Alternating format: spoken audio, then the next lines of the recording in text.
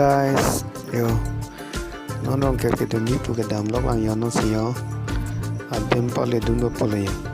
asi lang me sema lang me dang ma stan pak lang pun pun dia nang lang dum ma dia,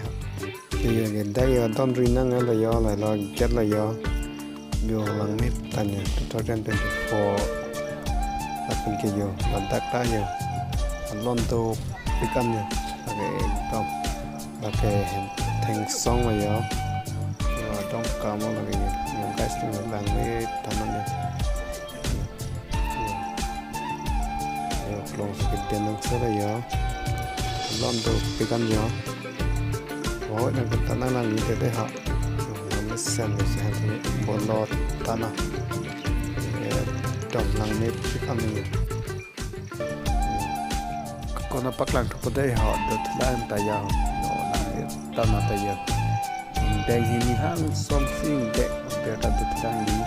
pakai boraju awo dan ke pulau ke Mulokbong Rongkel bong dia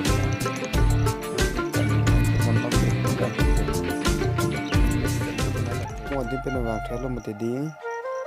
perke along kapre na paklang pade ha kapre location ha danang litik ele guys tani nake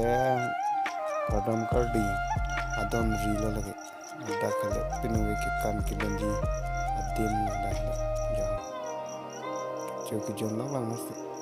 da kale adom rilo da kale rongkel adim no da si rongkel kerla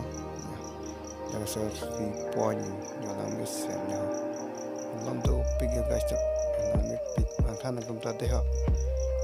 lang thay pinung wi alon tu pikan ya ho karbi tang polute apun ke chok polute la puhilo ilitum karbi hentun pum panot lake apun choklin a hemlo lasi laso hempensi akurjang ri somar panot lapen lengdun kling sarpo panot da kwansi chingwa se jirdat panot dampo lapensi jirdat panot pada chingwa pensi jirdat panot aja tamit chingwa kling sarpo kling pensi pasal take baratin lapen ke laso video si lang misen polite like lapen subscribe ke kadiaasi ko pisi ke chok ke le do an ge mo comment box on la pino la penita la ansa si tumang song na pon tu pom lo prote mita la ansa si na tuma fan misen video postami na one people